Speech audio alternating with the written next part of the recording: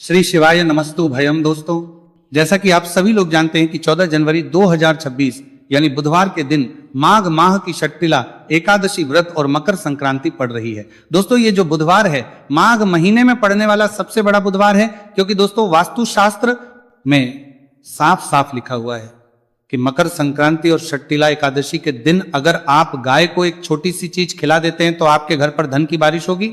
माना जाता है कि भगवान श्री हरि विष्णु जी का तो आपको आशीर्वाद मिलेगा ही मिलेगा, माता लक्ष्मी जी भी आपको मिलेगी।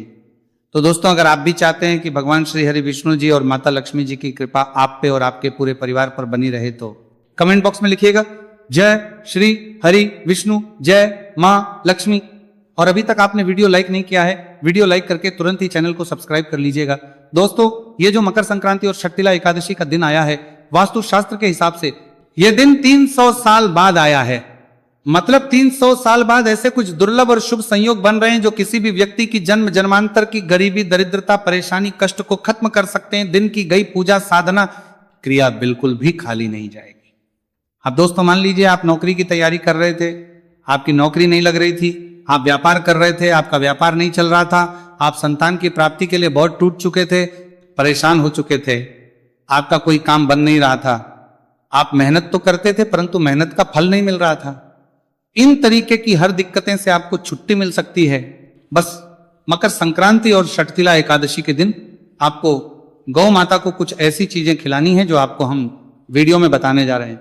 अच्छा, अब देखा क्या गया है दोस्तों, कई लोग गौ माता की सेवा भी करते हैं, गौ माता खिलाते पिलाते भी, परंतु फिर भी उनका भला नहीं होता है। तो इसका मुख्य कारण क्या है?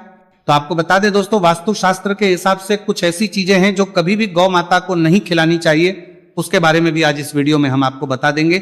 और मकर संक्रांति और षट्टिला एकादशी के दिन आपको गौ माता को वो कौन सी चीजें खिलानी चाहिए जिससे आपको नौकरी की प्राप्ति हो, संतान की प्राप्ति हो, धन का आगमन आपके घर पर शुरू हो जाए, आपको हर मनोकामना जो भी हो वो पूरी हो जाए। लेकिन सबसे पहले ये जान लेते हैं दोस्तों कि आखिर मकर संक्रांति और षट्टिला एकादशी की जो शुभ तिथि है वो क्या है।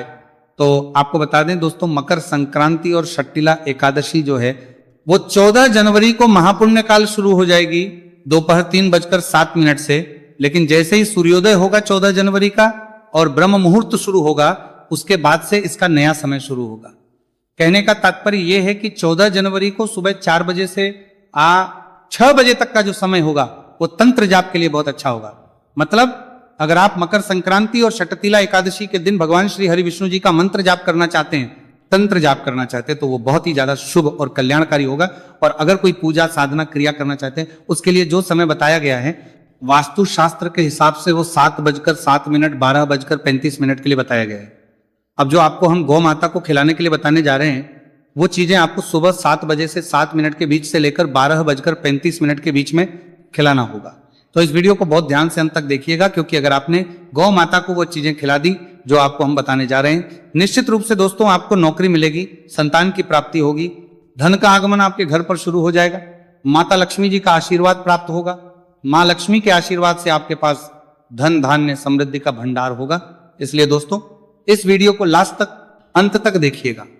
और अभी तक आपने वीडियो लाइक नहीं किया है, तुरंत ही वीडियो को लाइक कर दीजिए। तो दोस्तों आपको हम बता दें कि सबसे पहले आपको ये जान लेना चाहिए कि गौ माता को हमें क्या क्या नहीं खिलाना चाहिए जिससे हमें कभी भी किसी भी देवी देवता का क्रोध झेलना ना पड़े। तो देखा गया दोस्तों, लोग क्या करते हैं, घर पर रोटी बना लेते हैं, रोटी को ऐसे पन्नी में बांध करके रख देते हैं। जब वो 3-4 दिन पुरानी हो जाती है तब उनको ध्यान आता है कि हमारे पास रोटी रखी हुई है, और उसी को उठाकर गाय माता को खिला देते हैं। देखिए दोस्तों, गाय को सड़ा गला खाना कुछ भी खिला देंगे वो खा लेगी, लेकिन अगर उसको तकलीफ होगी तो आप भी उसके भागीदार होंगे। कहने का तात्पर्य यह है कि अगर आप गौ माता को सड़ी गली रोटी खिला रहे हैं और उनको कष्ट होगा तो उसके आप भागीदार होंगे, आपके घर पर नकारात्मक शक्तियां आएंगी अगर आप बासी रोटी खिला रहे हैं। तो दूसरा यह भी देखा गया कि बहुत से ऐसे लोग होते हैं दोस्तों जो ध्यान नहीं देते हैं, सड़ा गला खाना गौ माता को खिला देते हैं। दोस्तों ये बहुत अशुभ माना गया है, कभी भी ऐसा मत कीजिएगा। अगर आप ऐसा करते हैं, साल के किसी भी दिन ऐसा करते हैं, निश्चित रूप से आपके घर पर धन का आगमन बंद हो जाएगा। गौ माता को लक्ष्मी माता का स्वरूप माना जाता है। शायद आपको ये बात ना पता हो, गौ माता के गोबर में माँ लक्ष्मी जी का वास होता है, गौमूत्र में माँ गंगा जी का वास होता है, गौसिंग के बीच में भोलेनाथ बाबा का वास होता है। इसलिए दोस्तों कभी भी गौ माता को सड़ा गला खाना मत खिलाइएगा। आप अगर घास फूस भी खिला रहे हैं तो उसमें थोड़ी सी हरी सब्जी मिला दीजिएगा। तीसरा, कभी भी अपने हाथों से पीपल के पत्ते को तोड़ करके गौ माता को नहीं खिलाना चाहिए। मान लीजिए आपने गौ माता को पाल रखा है, गौ माता आपके घर पर है, आप गौ माता की सेवा करते हैं, कभी भी पीपल के पत्ते को अपने हाथ से तोड़कर मत आना। यह हो सकता है कि आपका कोई मित्र हो, आपका कोई दोस्त हो, आपका कोई जानने वाला हो, वो पीपल के पत्ते तोड़ करके गौ माता को खिला सकता है, परंतु आप खुद अपनी गाय को कभी भी पीपल का पत्ता तोड़ करके नहीं खिला सकते। चौथा, कभी भी गाय को दूध नहीं पिलाना चाहिए।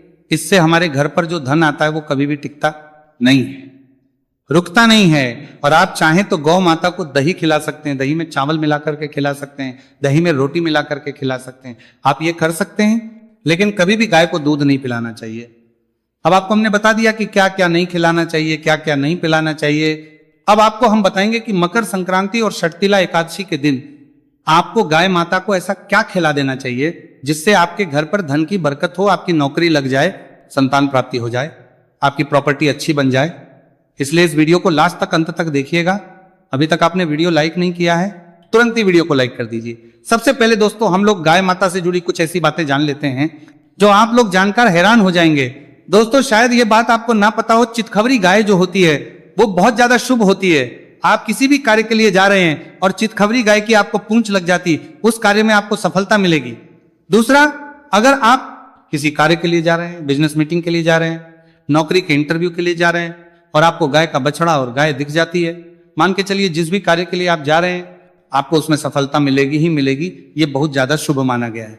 तीसरा, मान लीजिए आप अपना मकान बनवाने आ रहे हैं तो वास्तु शास्त्र के हिसाब से अपनी जमीन पर मकान बनने से 15 दिन पहले किसी गाय को और गाय के बछड़े को बांध दीजिए, उसके अच्छे तरीके से सेवा करिए, उसको अच्छे से खिलाइए पिलाइए, हरी सब्जी, घास फूस जो भी आप खिला सकते हैं। मान के चलिए उस घर के बनते साथ ही मां लक्ष्मी जी का आपको वो आशीर्वाद प्राप्त होगा कि पूरे जीवन काल में आपके ऊपर परेशानी, कठिनाइयां, दिक्कतें कभी नहीं आएंगी। दूसरी तरफ माता लक्ष्मी जी के आशीर्वाद से आपके ऊपर धन की वर्षा होगी। आपको हमने कुछ ऐसी चीजें बता दी दोस्तों जो आपको जान लेना चाहिए था। अब आपको हम बताने आ रहे हैं मकर संक्रांति और षटतिला एकादशी के दिन 7:07 से लेकर 12:35 के बीच में आपको गौ माता को ऐसी क्या चीजें खिला देनी चाहिए जिससे आपके घर पर धन की बारिश हो, आपको नौकरी की प्राप्ति हो, संतान की प्राप्ति हो। दोस्तों, ये कुछ ऐसी चीजें हैं जो अगर आप गाय को खिलाते हैं तो निश्चित रूप से आपके घर पर धन की बारिश होना तय है। तो सबसे पहली चीज जो आपको गौ माता को खिलानी है, आप चाहते हैं कि आपका दुर्भाग्य जो है भाग्य में बदल जाए, तो आपको मकर संक्रांति और षटतिला एकादशी के दिन गाय माता को 11 रोटी के साथ गुड़ की बेली खिलानी होगी। अगर आप गौ माता को 11 रोटी के साथ गुड़ की बेली खिलाते हैं, निश्चित रूप से दोस्तों आपके जो दुर्भाग्य होगा वो भाग्य में बदल जाएगा। मकर संक्रांति और षटतिला एकादशी के दिन एक बहुत शुभ दिन है। इस दिन की गई साधना, क्रिया, पूजा कभी भी खाली नहीं जाएगी। अगर आप चाहते हैं कि पूरे साल आपके घर पर धन का आगमन, तो इसके लिए एक बड़ा सरल सा उपाय बताया गया है। शायद आपको ये बात ना पता हो, हल्दी हमारे हिंदू धर्म में, हमारे सनातन धर्म में बहुत ही शुभ मानी गई है। कोई भी पूजा पाठ हो, शादी ब्याह हो, मैरिज हो, हर जगह हल्दी का इस्तेमाल कराया जाता है। हल्दी के बिना किसी भी पूजा को संपन्न नहीं माना जाता है। 11 रोटी में हल्की हल्की सी हल्दी डाल करके अगर आप किसी भी गाय को खिला दे रहे हैं, पूरे साल माता लक्ष्मी जी का आपको आशीर्वाद प्राप्त होता है। माता लक्ष्मी जी का वो आशीर्वाद आपको मिलता है कि पूरे साल आपके घर पर धन का आगमन बना रहता है। तीसरा, अगर आप चाहते हैं दोस्तों कि आपके माईजाल से निकल जाएं, आपने मान लीजिए कोई कर्ज लिया था, आप उसके माईजाल में फंसते चले आ रहे हैं, तो इसमें आपको क्या करना चाहिए? देखिए, एक बड़ा सरल सा उपाय बताया गया है। आप चाहते हैं कर्ज के माईजाल से आप निकल जाएं, जिस कर्ज के माईजाल में आप फंसे हुए हैं उसके बाहर आ जाएं, तो इसमें आपको बस ये करना है, 21 रोटी में हल्का हल्का सा नमक, एक एक चुटकी नमक डाल करके किसी भी गाय को खिला दीजिए। जो भी आपने कर्ज लिया था, आप उसके माईजाल से निश्चित रूप से बाहर निकल के आ जाएंगे। आपका कर्ज पूरी तरह से खत्म हो जाएगा और आपके पास जो धन आएगा वो टिकेगा भी। अब दोस्तों, आप मान लीजिए नौकरी की तैयारी कर रहे थे, तो अब आपको क्या करना चाहिए? आपकी नौकरी नहीं, आप चाहते हैं आपकी नौकरी लग जानी चाहिए, तो मकर संक्रांति और षटतिला एकादशी का दिन बहुत ही शुभ दिन है। बस आपको एक उपाय करना है। मकर संक्रांति और षटतिला एकादशी के दिन आपको किसी भी गाय को 21 तिल के लड्डू खिला देना है। अब मान लीजिए 21 तिल के लड्डू आप नहीं ला सकते, वैसे तो मार्केट में बड़ी आसानी से मिल जाएंगे, तो आपको क्या करना है? आटे में तिल मिला करके किसी भी गाय को खिला देना है। दोस्तों, तिल बहुत शुभ और कल्याणकारी होता है। किसी भी गाय को अगर आप आटे में तिल मिला करके खिला रहे हैं तो निश्चित रूप से आप जो नौकरी की तैयारी कर रहे थे वो नौकरी आपको मिल जाएगी। अब मान लीजिए दोस्तों, आपको ऐसा कोई रोग लग गया है जिसके चलते आप परेशान हो गए हैं। आपके घर के किसी मेंबर को ऐसा रोग लग गया है जो जा नहीं रहा है, जिसका आप इलाज करा करा के थक गए हैं, तो आपको क्या करना चाहिए? मकर संक्रांति और षटतिला एकादशी के दिन गाय को पानी में 11 चम्मच शक्कर मिला करके पिला दीजिए। निश्चित रूप से जो रोग होगा वो हमेशा हमेशा के लिए खत्म हो जाएगा। तो दोस्तों, उम्मीद है ये वीडियो आपको पसंद आया होगा। अगर आपने ये वीडियो अंत तक देखा है तो वीडियो लाइक करना